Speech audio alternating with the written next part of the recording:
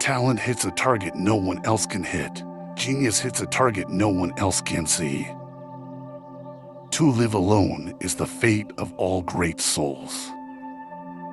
Just remember, once you are over the hill, you begin to pick up speed. A man can do what he wants, but not want what he wants. Doctors see all the weakness of mankind. Lawyers, all the wickedness. Theologians, all the stupidity. Compassion is the basis of morality. The greatest of follies is to sacrifice health for any other kind of happiness. The first 40 years of life give us the text.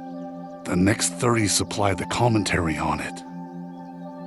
Men are by nature merely indifferent to one another, but women are by nature enemies. The two enemies of human happiness are pain and boredom. Willpower is to the mind like a strong blind man who carries on his shoulders a lame man who can see. Religion is the masterpiece of the art of animal training, for it trains people on how they shall think. After your death, you will be what you were before your birth. Change alone is eternal, perpetual, immortal. Great men are like eagles and build their nests on some lofty solitude. Every man takes the limits of his own field of vision for the limits of the world. Every parting gives a foretaste of death, every reunion a hint of the resurrection.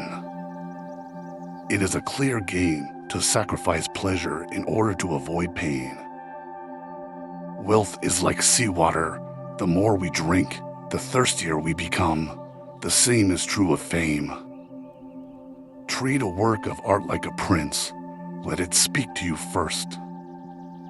Politeness is to human nature what warmth is to wax.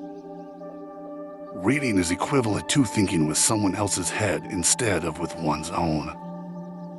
Satisfaction consists in freedom from pain, which is the positive element of life. The fundament upon which all our knowledge and learning rests is the inexplicable. The more unintelligent a man is, the less mysterious existence seems to him. Wicked thoughts and worthless efforts gradually set their mark on a face, especially the eyes.